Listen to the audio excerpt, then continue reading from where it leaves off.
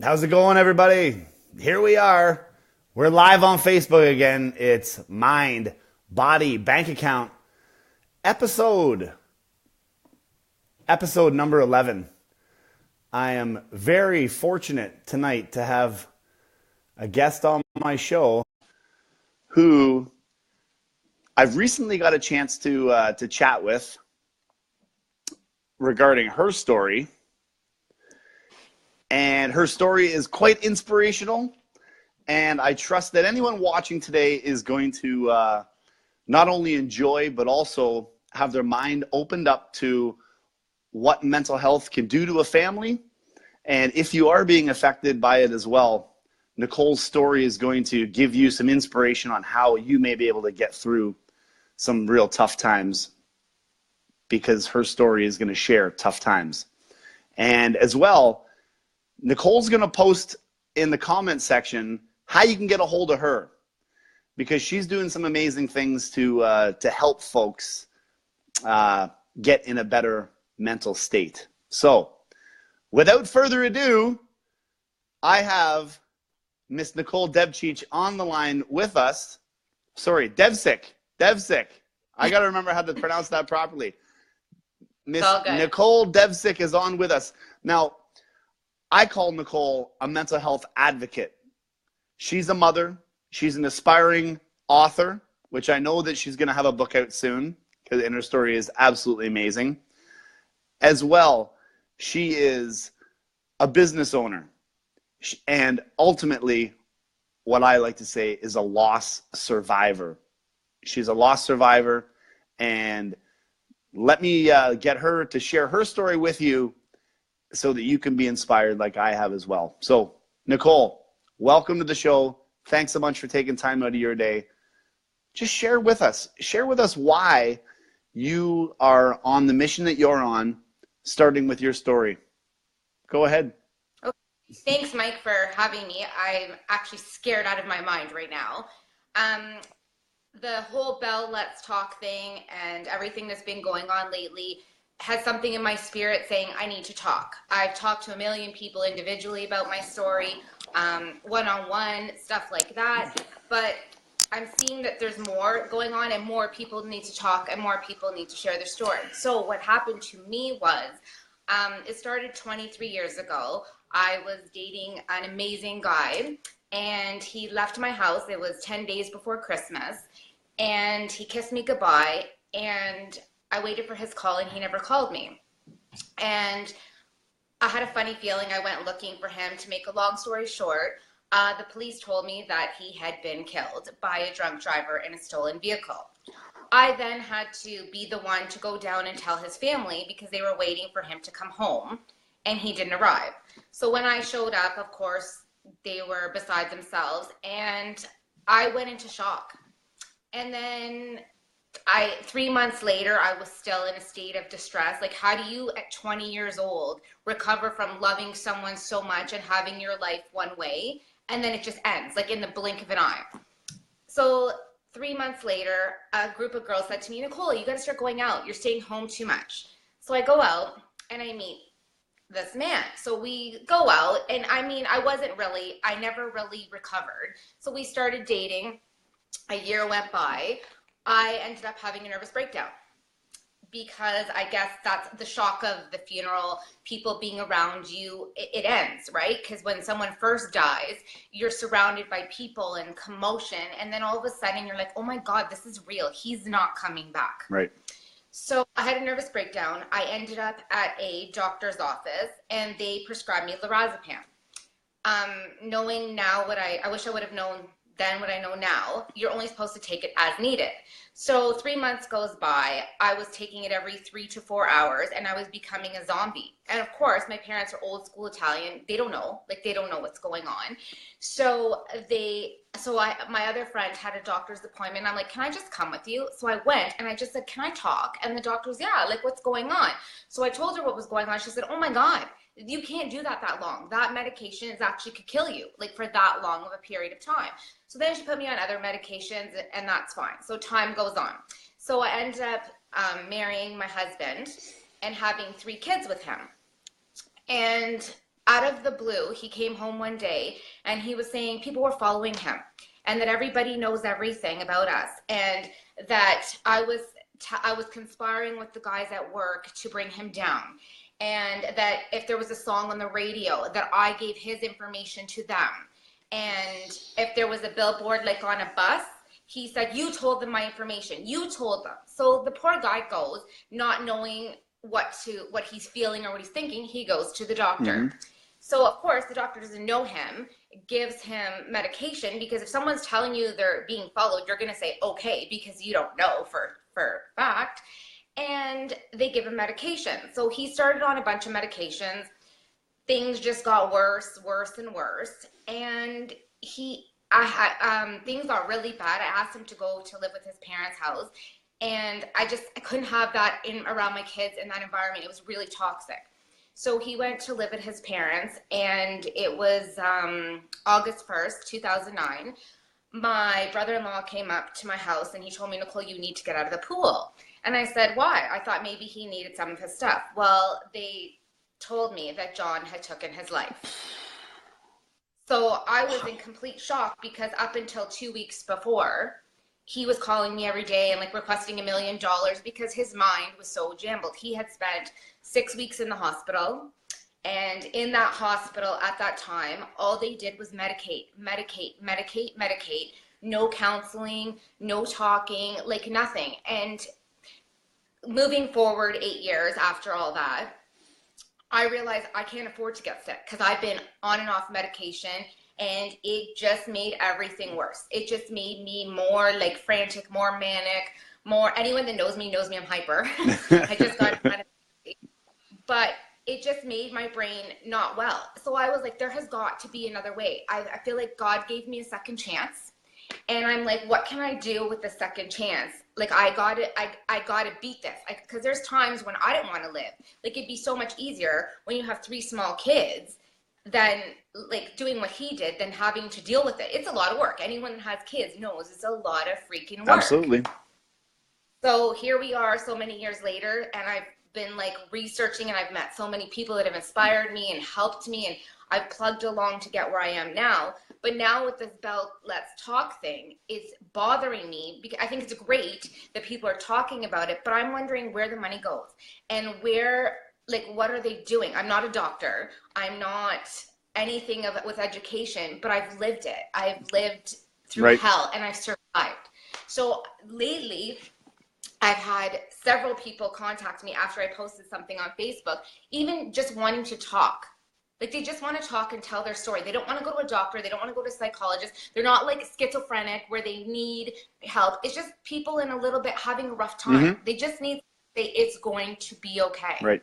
So I do a lot of that for people. I just want to be here to know that, like, a split second can change everything. If you are in that state of mind, think about something else. Even if you sneeze, it will change your thought process. Like, just regroup, refocus. I tell my kids all the time, oil, meditate, exercise. Exercise, meditate, oil, sleep. Like, every time they're having a bad moment. Right. It's really that simple. And I'm not talking about people that are far gone. I'm talking all these people that they're depressed. Another thing that came up recently is my daughter, Sammy. My girls got into a car accident in May, and they were presenting with some weird personality things going on. I said, this is not normal. So Sammy had a bit of a breakdown, and she said, Mom, I want to go to the doctor. So we went to the doctor and we talked, and the doctor said to me, well, she's depressed. And I was like, oh God, here we go. And she said, well, we could put her on medication. And I said, no, it's okay. I'm going to go home, try my techniques, and then I'll let you know. So in the meantime, she's like, I think she needs therapy. That therapy call came like 8 weeks later. Right. So in the meantime, I had Sammy back on track. She's thriving. She's kicking butt in life. She's awesome. Anyone that knows Sammy knows that she's like on fire. But the point is that right away, they just wanted to medicate her. Right. And it's a 15-year-old girl. Without consultation, without, No, this is a family doctor. Even with my husband, it was a family doctor. And she said to me, I'll never forget, I really don't know much about mental illness, but here, or even when I went in, oh, here, take this medication. And that's what they know. That's their training. Like, it's their even now the girls are going to psychologists for the accident. It's their training. It's out of a textbook. Like, how can someone tell me how to recover if you've never been through it? Right. Like, I can tell you the things I've lived, like I've done it for myself because I've lived Yes. it. I've been in the darkest places that you can imagine in someone's mind. There's lots of times where I didn't want to live. I just wanted to give up. Right. But I can't because my kids are like my life. Like, these kids, I've given up everything for them. So I'm praying to God that it works out. But like, I hope they say you get what you give. So I've been giving a ton to those kids. Good for you. So share with me. You said that you went to the doc. They're saying medication, and you say, let me go home and try my techniques. Now, you said meditation, exercise, oils. Share with me. Talk to me about, first, how do you feel meditation plays into the whole healing process? And then hit me with, obviously, physical fitness and keeping active, exercise. That's going to help. And then tell me about the oils. So meditation, exercise, oils. For exercise, for example, I'm going to use Sammy because I use all of the things that are closest to me. Sammy was dancing 30 hours a week. So she's no longer dancing. So of course, her brain's going to have a freaking glitch. What do you do with someone that's had 30 hours activity going down to 0? So I take her to the gym. I get her a personal trainer. I make sure her butt is in gear moving. And then I'm like, meditation. So on YouTube, there's 1,000,001. All you have to put in is guided meditation. And usually God is like pushing you in the right direction, and it'll pop up whatever you need. So right now I'm doing one that's for blockages, to block negativity.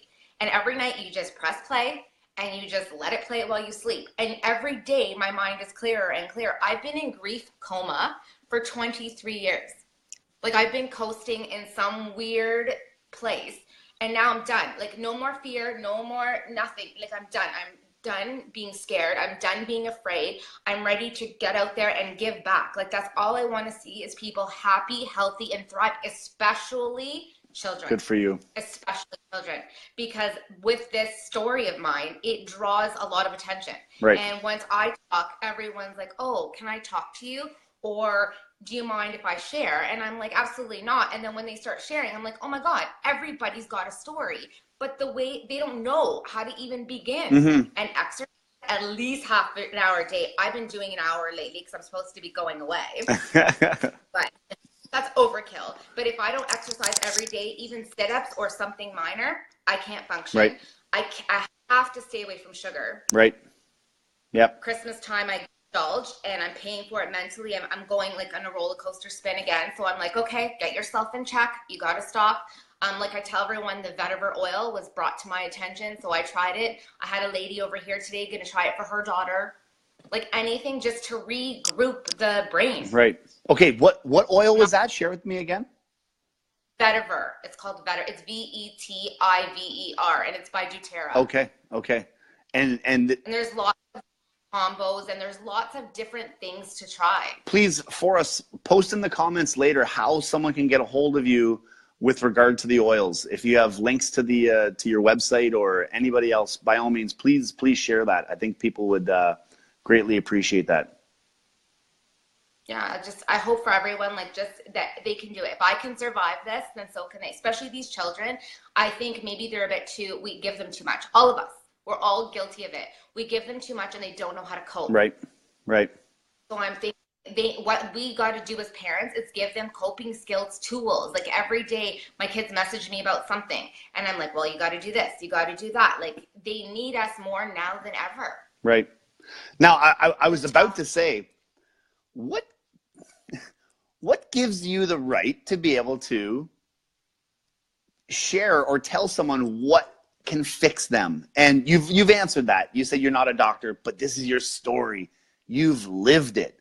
So, people are listening to you. People are following some of your advice. Share with me a story that have you impacted some people? Oh my God, so many people. Even like, ever since I posted something, I've been getting calls every day. And it's about little things. Like they're just depressed, they're stressed, they feel like that they're overwhelmed, that they can't cope. Like it just feels like they're saying that the walls are closing in and everyone's like freaking out. I'm pretty sure it's the weather. I mean, we're not getting any sun in how long have we not had sun? We need vitamin D. We're like plants. So everyone's losing it. Like if you go even look around, everybody, even when you go to the gym, everyone looks like in a state of zombified. Like everyone's zombified because everyone has so much pressure. But really, life is actually so beautiful. If you start counting your blessings, it's amazing what can happen. Absolutely. And I lived negative, where it was always poor me. And oh my God, why did this happen to me? And oh my God, poor me. And all I attracted was more disaster after freaking disaster, after disaster. You are, seriously, what you put out is what you receive. You are who you hang around with.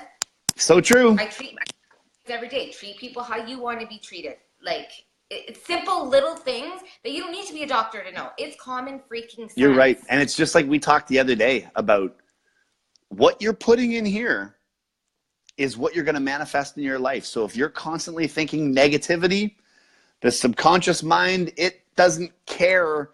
You know, it's black and white. If you're thinking negative, it says, hey, I guess she wants some negative stuff. So here you go. So I like that, you know, it's all about positivity and growing and bettering yourself every day. And you're right. You don't need to be a doctor for that. So. No, it's stuff that it's not going to hurt anyone. It's not going to hurt you to be a nice human being. It's not going to hurt you to put yourself in someone else's shoes for a minute. Stop being so freaking selfish. Everyone's so self-absorbed. Do you know what I mean? Like my son's hockey team didn't win a game all season, and we never gave up on them. And I even brought my rosary, and I'm not even that religious to these games. And I was like to the parent, we need positive energy. Everyone has to cheer for these kids, right. And we to keep cheering, and everyone looked at me like I'm crazy, but it worked. And when, say, another team got a penalty and everyone would clap, I'm like, don't do that. Let's just sit here, don't engage. And look what happened. We had our first win last night. We almost rocked the building. Good. And not to mention, I oiled the hell out of LJ's back. In tune, I put motivate, I put peppermint, so it would freaking get into all their noses. But Good stuff. But just positive, like even to the boys, these are 13-year-old boys. I'm like, guys, good job, good try, keep going, just don't give up. Right. Oh, one more thing, I've been frantic lately about my kids giving up. And I thought to myself, why do I care if my daughter quit her job at McDonald's? Like, what does it matter? Then I started really thinking about it. I was like, you know what happened? Their dad quit. Right. He quit, he gave up. And I know he was sick, but he gave up. And because he gave up, it caused a lot of people a lot of pain. These three kids, they don't have a father. When all the kids had their dads coming to their games or to their dance recitals, my kids didn't have that. And at Christmas, when everybody has family together, my kids don't have a dad. Like, they don't. He's not like just missing in action. He's gone. Yes. And he gave up. And he was well. And I don't blame him. I'm just saying, if anybody has that thought, think about your children. I know two other women in the same boat, and you just see and they're behind me a few years, and you just see the devastation in their faces, their kids' faces, and for what? Right. For what was so bad at that moment where you had to end your life and leave your families behind. I know, it's scary. So my kids, please don't give up. Just keep. I don't care if my kids aren't 100% average students. I will preach this because they're not. I just care that they're good freaking people. Yep. I want to get back. I feel like we've been given a second chance. Like, look how strong we are. And I want to give that back. And I don't know how I can help anyone, but I feel like I can. This is it. This is it. We're talking about it. Yeah. There's people watching right now who are so scared even just to tell someone that they're hurting, right? So this dialogue, hopefully, when it reaches people. So again, folks, if you're watching, share the video. You have absolutely no idea whose life you might be changing simply by pressing the share button. So please do it. Even one lady to me that I used to walk with at fighting, and she said, "You know what, Nicole, I really miss you, and I really wish walking with you." Like, just our talks, just to talk, like one-on-one, because people are always behind their screens. Everyone's so busy. Like, what happened to getting together and talking? Remember the old-fashioned girl talk, the guy talk? People don't do that anymore. Like when I go with my girlfriends and we eat donuts, everyone knows I love donuts. That's the happiest moment of my life. But that's like human nature, just like getting together, talking, just talking. But there's people don't do it. Our kids don't do it anymore. Right. In this incredibly connected world now, we're like we're so disconnected. Yeah, it's scary. And I've been talking to this that came over today, and she's like, "Oh my God, you're right. You're so right. I know I'm right because I have 3 children too. That's another reason I can speak. I have an 18-year-old, an almost 16-year-old, and an almost 14-year-old. I live it. I have 3 teenagers, and when the stories that they come home with, I had a young boy that had an issue with a girl, and my daughter said, "Mom, he's on a bridge and he wants to jump." And one part of me says, "You know what? I am not getting involved, Nicole. You have to stop trying to save the world."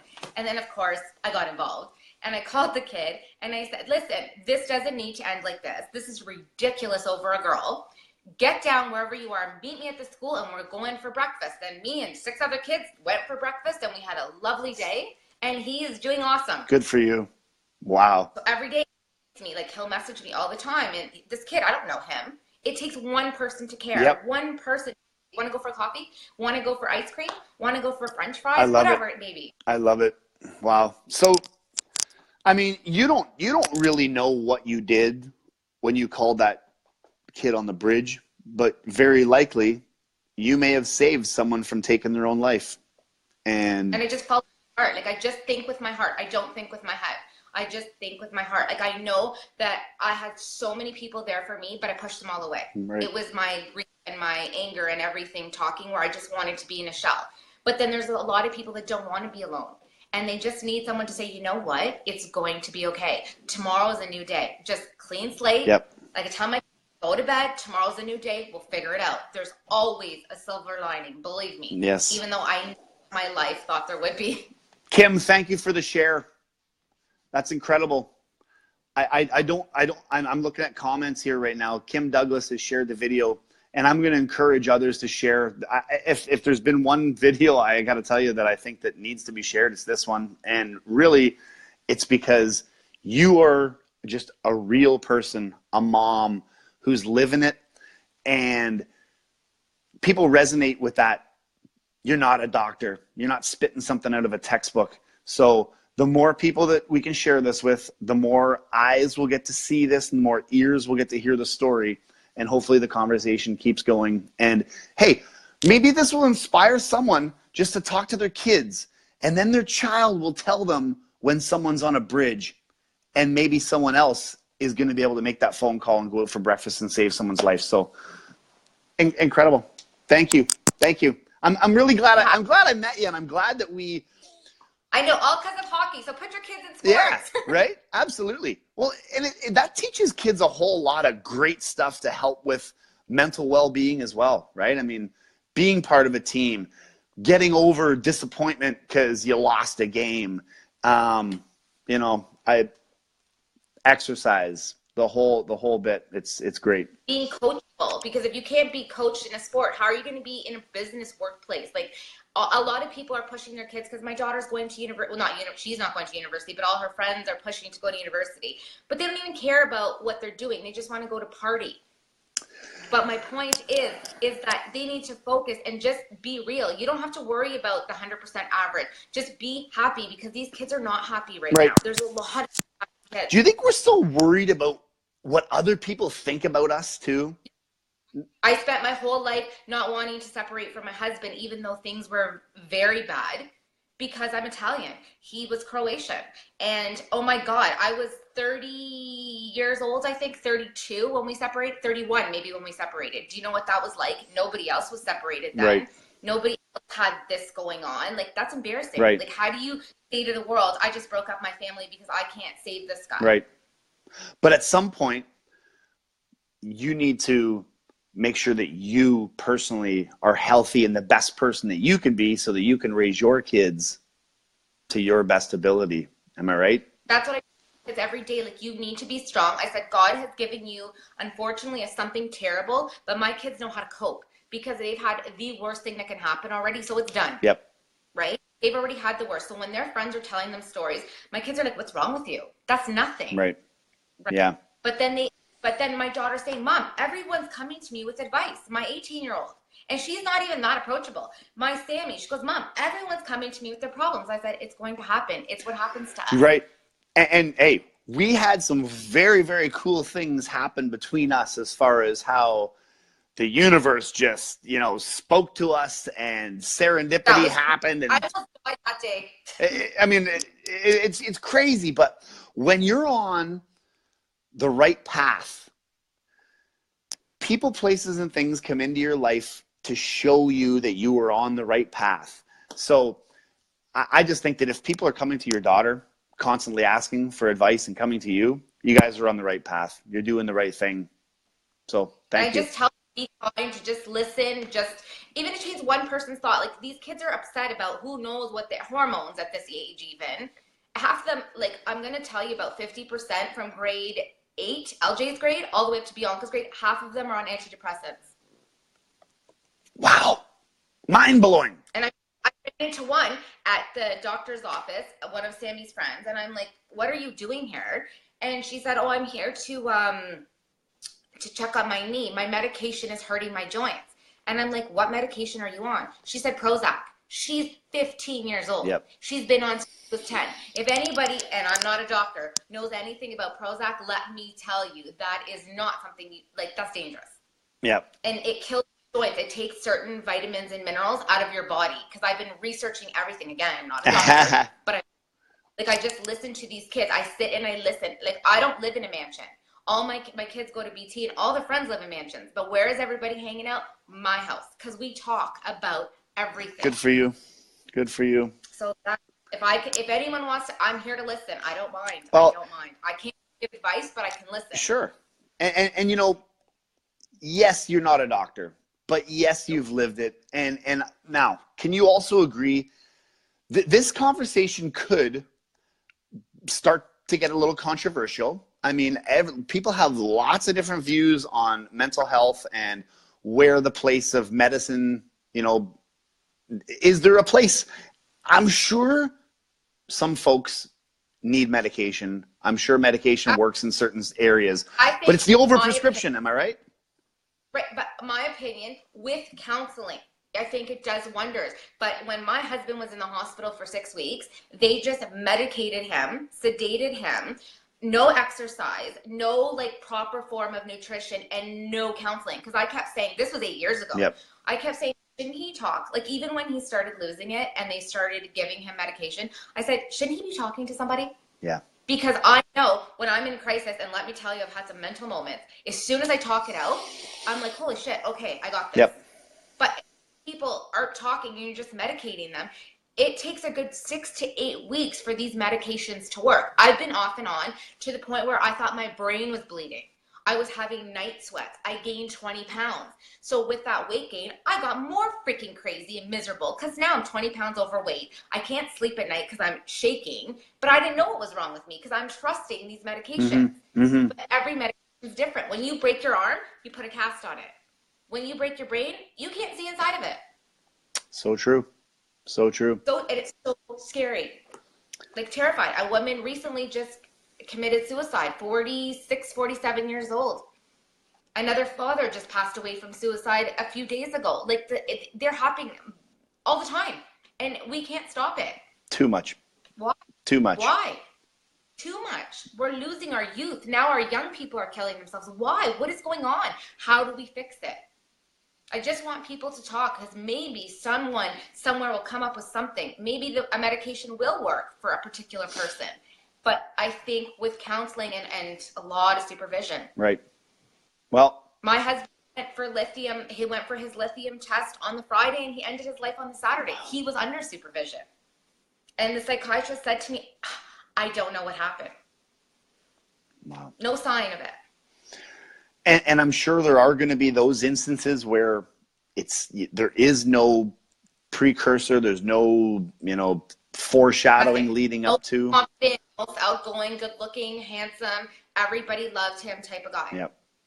It wasn't like the depressed guy that was a loner, the typical stereotype, the loner guy that everyone.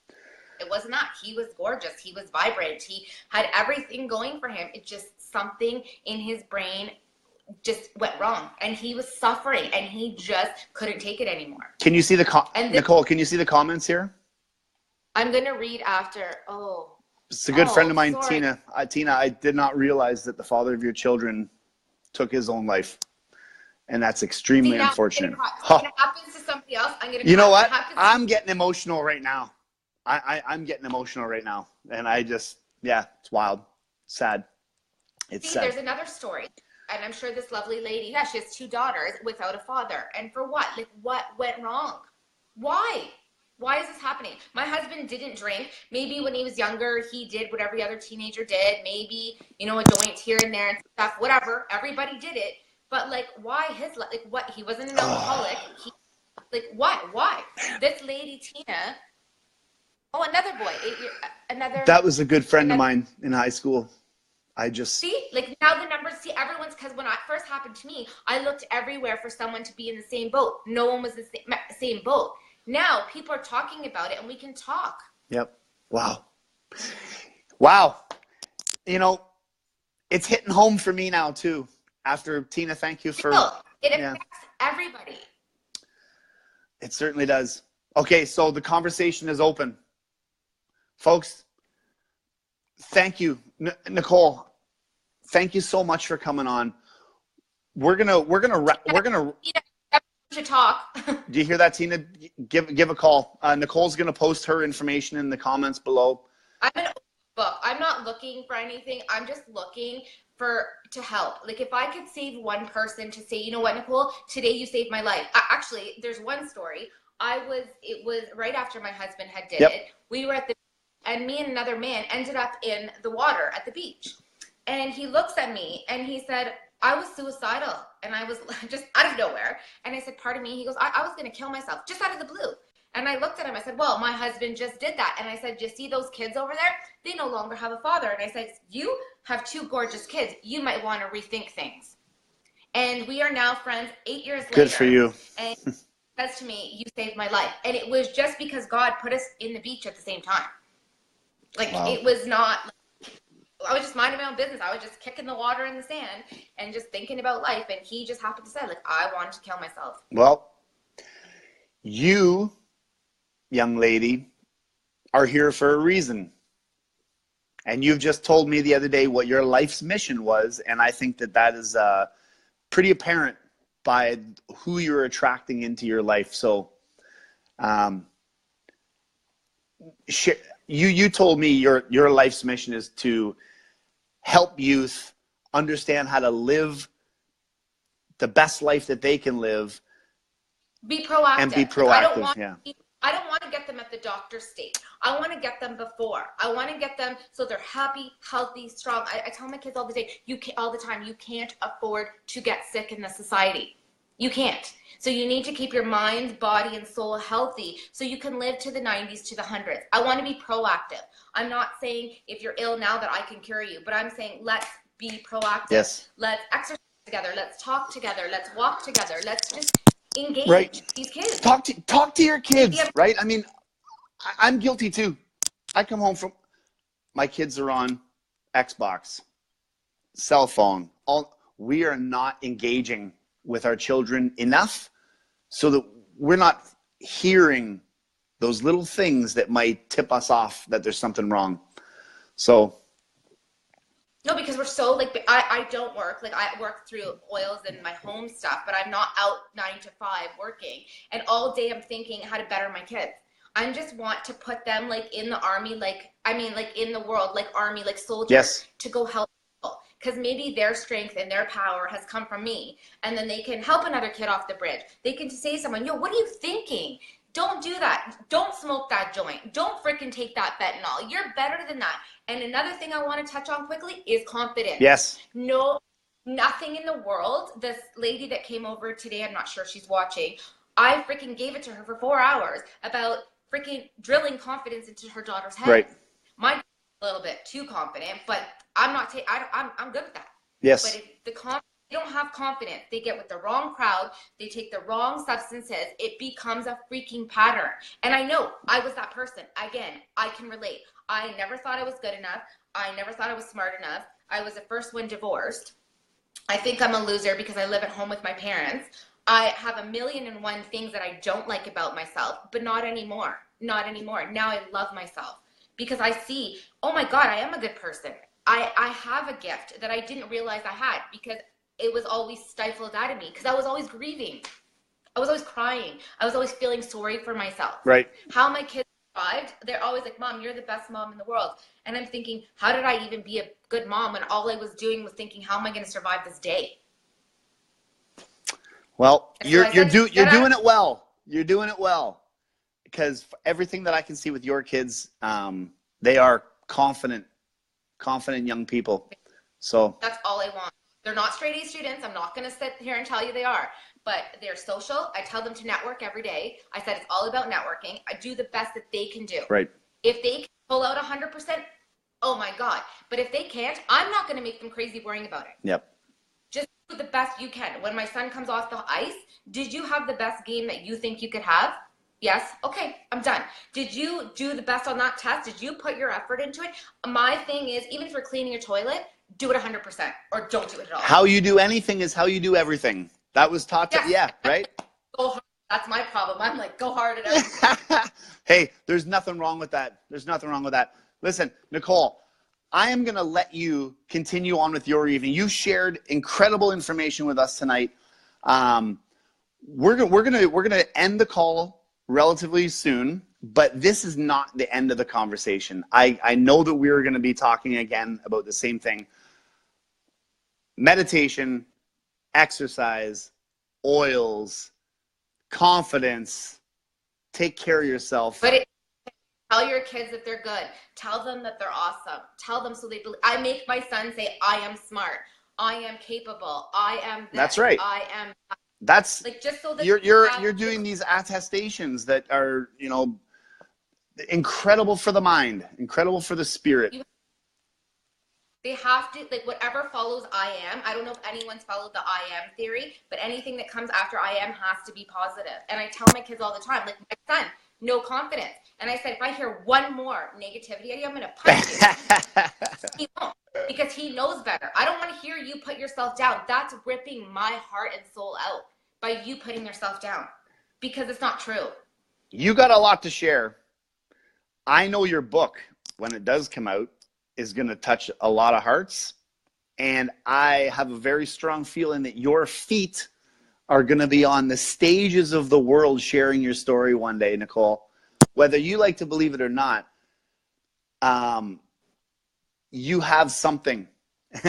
and the things that you're sharing with me are the same things that get spoken on the biggest stages of the world, the biggest motivational speakers to the largest crowds.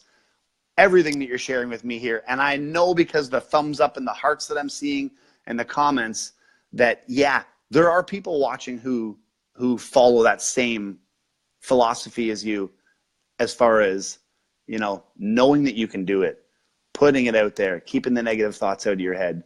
And that's how we should be doing it. So, especially kids are gearing up to go to high school. That's a whole nother ballgame. I have one graduating from high school and one entering and one in it. They need to go in ready, because it's scary for them. Yep. Every person is going to know what I'm talking about. It's scary. It's not like when we were young. It's crazy. But listen, yeah. Nicole, you take care. You have yourself a good night. We're going to jump off the call here. Please, in the comments below, let people know how they can get a hold of you.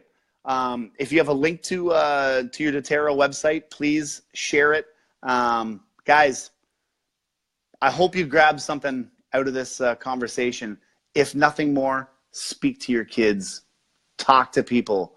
Be open. Be a sounding board. If you know someone who's hurting, talk. And if you can't talk, direct them to someone like Nicole.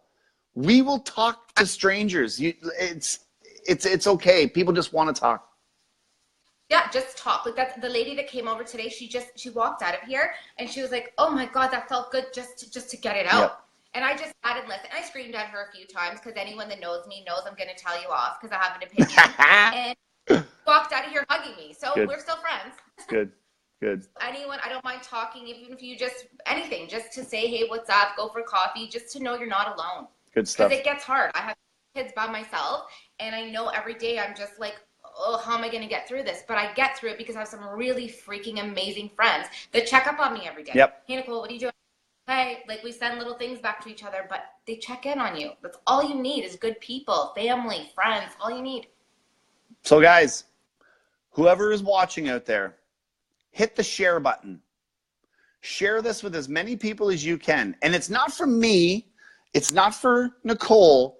It's for the people who don't have someone to talk to, right?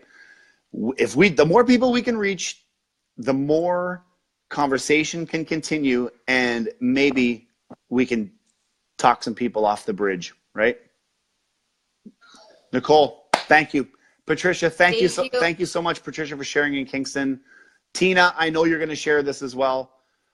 Nicole, it's been a pleasure. I'm really happy we did this.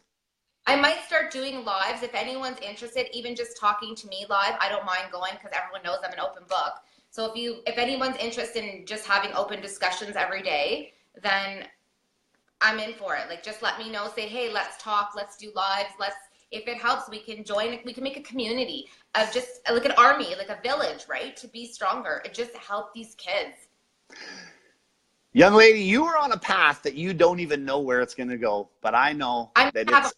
After this, I'm going to pass out because now my nerves are like, ah! Well, listen. Now the whole world knows my life. Yeah, hey, you're confident. Who cares, right?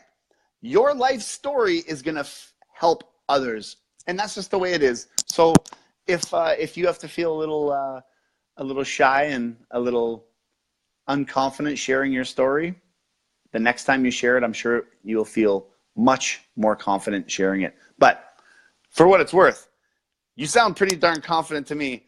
You don't sound like you're worried sharing your story whatsoever. Someone said that to me at hockey. Said, you were extremely confident. I said, me? I was the girl that never lifted up my head because I was so embarrassed, and I was accused of murder. I've been accused of murder. I've been accused of everything. And I walked with my head down. I mean, thousands of people were at a funeral home, and no one would look at me because they blamed me for killing him.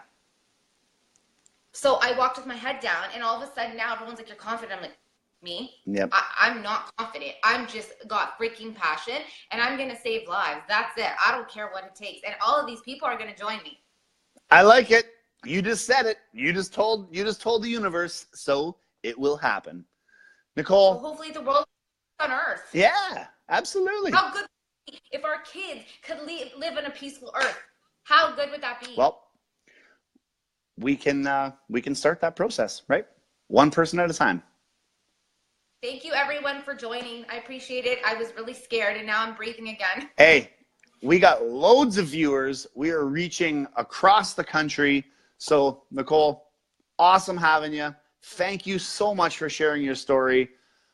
I got emotional, and that's a good thing, because when we get emotional, we know that we're onto something. So, you take care. Have a great night. Guys, thanks for joining in.